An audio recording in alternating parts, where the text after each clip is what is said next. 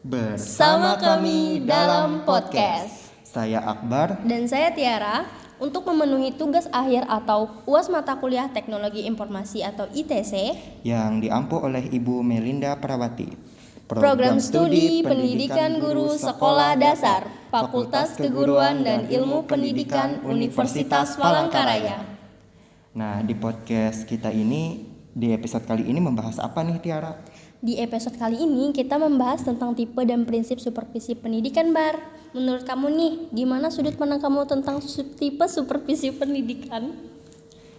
Gini ya, sepemaham aku, tipe supervisi pendidikan itu terbagi menjadi 5 tipe supervisi. Dari yang paling memberikan kebebasan kepada guru dan staf tata usaha, sampai pada yang paling ketat aturannya. Nah, di dalam supervisi pendidikan, pasti dong ada yang mengawasi dan mengarahkan pada guru dan staf tata usaha. Nah, itu tuh disebut supervisor. Adanya supervisor itu untuk supervisi pendidikan supaya tercipta kelima tipe supervisi pendidikan ini. Yaitu yang pertama ada tipe inspeksi, terus ada juga tipe laissez-faire, terus ada tipe coercive, dan ada tipe training dan guidance, serta ada tipe demokratis. Wah, banyak juga ya, Bar, tipe-tipe supervisi pendidikan ini. Iya, Tiara, dan untuk tipe ini disesuaikan tuh dengan kebutuhan dari pendidik seperti yang pertama ini, tipe inspeksi. Nah, tipe ini dulu yang mau kita bahas. Tipe seperti ini tuh biasanya terjadi dalam administrasi dan model kepemimpinan yang otoraktis gitu. Mengutamakan pada upaya kita dalam mencari kesalahan orang lain dan bertindak sebagai inspektur yang bertugas mengawasi pekerjaan guru. Nah, supervisi ini dijalankan terutama untuk mengawasi, meneliti, dan mencermati apakah guru dan petugas di sekolah kita itu sudah melaksanakan seluruh tugas yang diperintahkan serta ditentukan oleh atasannya. Supervisor ini juga mengukur nih, Tiara, sejauh mana tugas-tugas yang diperintahkan tersebut sudah dapat diselesaikan atau masih membutuhkan bantuan dan pembinaan. Oh, jadi gitu ya, Bar. Untuk tipe yang pertama ini agak sulit di guru ya? Iya sih. Jadi kita lanjut lagi ya ke tipe yang kedua. Nah, yang tipe yang kedua ini ada tipe laissez-faire. Tipe ini tuh kebalikannya dari tipe sebelumnya. Kalau dalam supervisi inspeksi tadi, bawahan diawasi secara ketat dan harus menurut semua perintah atasan. Nah, pada supervisi laissez-faire ini, para pegawai dibiarkan saja bekerja sekehendaknya tanpa diberi petunjuk yang benar. Nah, jadi untuk tipe yang kedua ini pengawasan tidak ketat seperti yang pertama, tapi pendidik tidak diberikan petunjuk yang benar. Nah, kalau menurut kamu, Tiara, bagaimana untuk pegawai yang pasif? Apakah sulit gak menyesuaikan sama tipe ini? Menurut aku sih iya sih, untuk pegawai yang pasif mereka pasti dituntut untuk bisa lebih aktif dan berpikir kreatif. Karena kan untuk tipe ini memberikan kebebasan untuk berkreasi dalam mengajar. Tapi kembali lagi ya ke dalam diri sendiri, apa yang menjadi tujuan kamu sebagai pendidik, goals apa yang ingin kamu capai, sehingga itu bisa mendorong kamu lebih aktif dan tidak menjadi pegawai yang pasif. Menjadi pendidik di dalam tipe laissez-faire ini kan mereka bisa mengajar sebagaimana mereka inginkan, contohnya kayak pengembangan materi, pemilihan metode ataupun alat pelajaran. Supervisi tipe laissez-faire ini kan memberikan kebebasan gerak kepada pelaku untuk berinisiatif, dan bagi pegawai yang kreativitasnya tinggi akan kemajuan. Nah, betul itu, Tiara. Bahkan nih ya, guru yang aktif pun masih kesulitan loh dalam menerapkan tipe ini. Makanya itu ada supervisi pendidikan untuk mengawasi guru dan melatih guru untuk supaya guru-guru itu bisa lebih berkembang dan berpikir kreatif. Oh gitu ya, Bar. Untuk tipe coercive bagaimana sifatnya, Bar? Apakah sama dengan tipe laissez-faire ini atau yang berbeda? Nah, tentu saja berbeda, Tir, dengan yang kedua. Tapi untuk tipe yang ketiga, coercive ini tidak jauh berbeda dengan tipe inspeksi. Tetap sifatnya memaksakan kehendaknya, apa yang diperkirakannya sebagai sesuatu yang baik, meskipun itu tidak cocok ya dengan kondisi atau kemampuan pihak yang disupervisi. Tetapi tetap saja nih dipaksakan berlakunya. Guru sama sekali tidak diberi kesempatan untuk bertanya mengapa harus demikian. Supervisi ini mungkin masih bisa diterapkan secara tepat untuk hal-hal yang bersifat awal.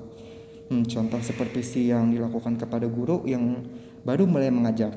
Dalam keadaan demikian, apabila supervisor tidak bertindak dengan tegas, yang di supervisi ini mungkin menjadi ragu-ragu nih, dan bahkan mungkin bisa jadi kehilangan arah yang pasti. Untuk tipe ketiga ini mempersulit guru nggak sih, Bar? Sebenarnya ya tingkat kesulitannya agak meningkat dari tipe sebelumnya.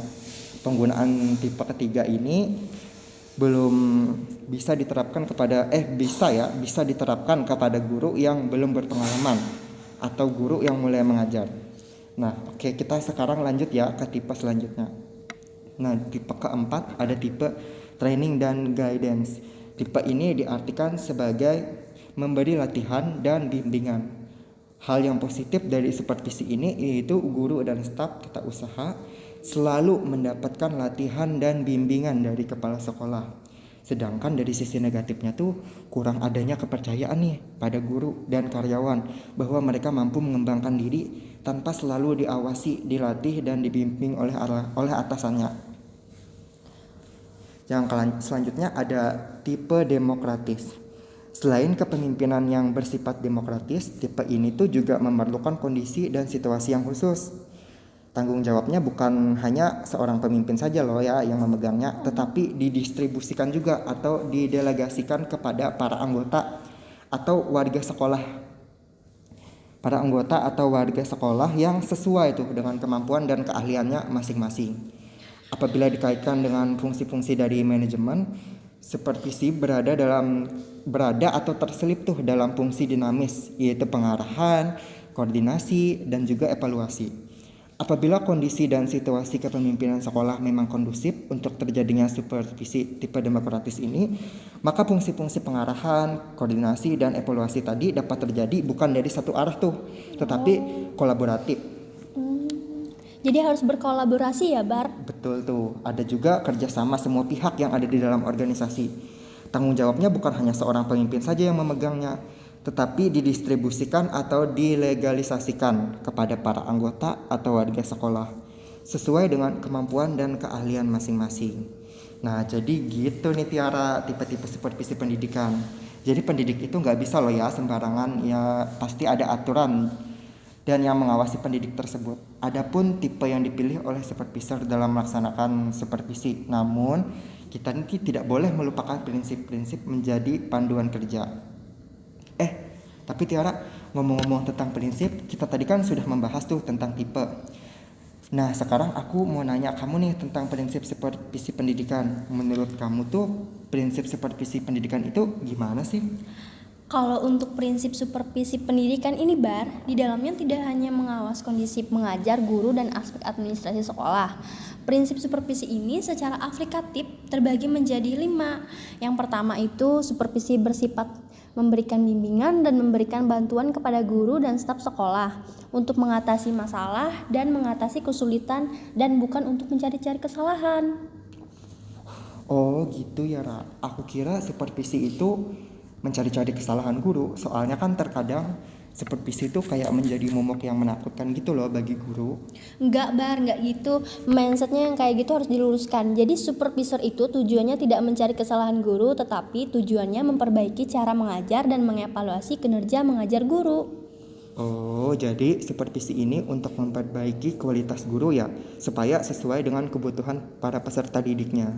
Iya, Bar, jadi begitu. Nah, kita lanjut lagi ya ke prinsip yang kedua. Oke. Pemberian bantuan dan bimbingan dilakukan secara langsung, artinya bahwa pihak yang mendapat bantuan dan bimbingan tersebut tanpa dipaksa atau dibukakan hatinya, dapat merasa sendiri serta sepadan dengan kemampuan untuk dapat mengatasi sendiri.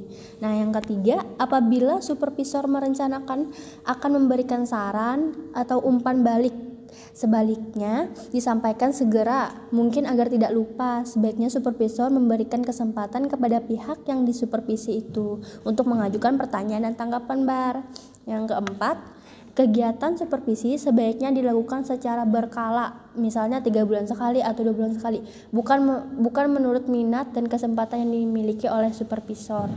Yang kelima, suasana yang terjadi selama supervisi berlangsung hendaknya mencerminkan adanya hubungan yang baik antara supervisor dan yang disupervisi.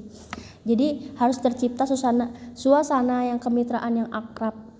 Nah, kenapa tuh kita harus kayak menjalin kemitraan yang baik. Apakah itu berpengaruh bagi Iya kita? Bar, sangat berpengaruh. Itu penting banget. Kita harus menjalin kemitraan yang baik. Hal ini kan bertujuan agar pihak yang disupervisi itu Bar tidak akan segan-segan mengemukakan pendapat tentang kesulitan yang dihadapi atau kekurangan yang dimiliki. Oh, jadi begitu ya. Untuk menjaga yang keenam ya, untuk menjaga agar apa yang dilakukan dan yang ditemukan tidak hilang atau terlupakan, sebaiknya supervisor membuat catatan singkat berisi hal-hal penting yang diperlukan untuk membuat laporan. Karena pada dasarnya prinsip-prinsip supervisi di atas merupakan kaidah-kaidah yang harus dipedomani atau dijadikan landasan di dalam melakukan supervisi nih Bar. Maka hal itu mendapat perhatian yang sungguh-sungguh dari para supervisor, baik dalam konteks hubungan supervisor, guru, maupun di dalam proses pelaksanaan supervisi. Jadi dalam melaksanakan fungsi supervisi akademik, pengawas hendaknya dapat berperan sebagai yang pertama, mitra guru dalam meningkatkan mutu proses dan hasil pembelajaran dan bimbingan di sekolah binaannya. Yang kedua, inovator dan pelopor dalam mengembangkan inovasi pembelajaran dan bimbingan di sekolah binaannya. Terus juga sebagai konsultan pendidikan di sekolah binaannya. Sebagai konselor juga bagi kepala sekolah, guru, dan seluruh staf sekolah. Dan yang terakhir, kita menjadi motivator untuk meningkatkan kinerja semua staf sekolah. Iya, betul sekali Bar. Nah, sekarang kita jadi tahu nih ya, Ra, kalau di supervisi itu nggak cuma sekedar memantau atau mengevaluasi proses yang dilakukan oleh guru aja, tetapi juga di supervisi itu ada tipenya, terus juga ada prinsipnya dalam menjalankan tipe dan prinsip supervisi tersebut tergantung dari supervisornya. Jadi ya sesuai kenyamanan dari supervisor dan guru masing-masing. Wah, iya ya Bar, aku juga baru tahu nih, seperti yang udah kita diskusikan bersama sebelumnya, ternyata ada banyak juga ya tipe dan prinsip supervisi itu, dari tipe yang inspeksi, tipe laissez-faire, tipe coercive, tipe training and guidance, dan tipe demokratis. Dan juga prinsip supervisi pendidikan tuh yang sifatnya memberikan bimbingan dan memberikan bantuan kepada guru-guru di sekolah, serta untuk mengatasi permasalahan dan mengatasi kesulitan yang ada di sekolah. Jadi harapannya dari penerapan tipe dan prinsip supervisi pendidikan ini dapat meningkatkan kualitas pendidikan secara keseluruhan. Dengan adanya supervisi yang efektif, diharapkan guru juga dapat meningkatkan kinerja mereka. Hasil belajar siswa menjadi lebih baik dan budaya pembelajaran yang positif terbentuk di lingkungan sekolah. Selain itu juga, supervisi yang kolaboratif dan berorientasi pada pertumbuhan diharapkan dapat meningkatkan motivasi dan kepuasan kerja guru. Nah, gini Bar, jadi guru juga dapat memperkuat komunitas profesional di antara mereka. Jadi semuanya dapat berkontribusi menciptakan lingkungan pendidikan yang dinamis dan mendukung perkembangan siswa secara holistik atau menyeluruh. Nah, betul itu, Ra.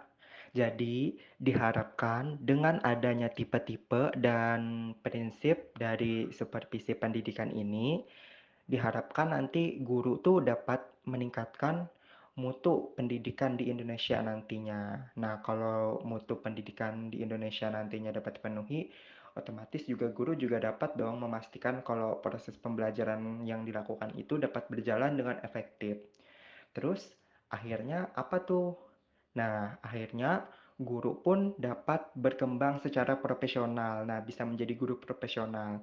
Akhirnya nanti standar pendidikan di Indonesia, di negara kita bisa tuh terpenuhi. Jadi gitu.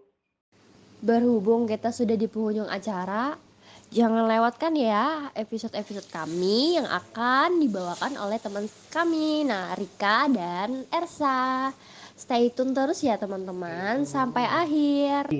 Jangan lupa saksikan terus podcast kita ya, karena nanti akan ada lagi tuh pembahasan-pembahasan menarik dan pastinya bermanfaat. Nah, pasti kalian penasaran kan, kira-kira apa tuh pembahasan yang akan dibahas di episode selanjutnya.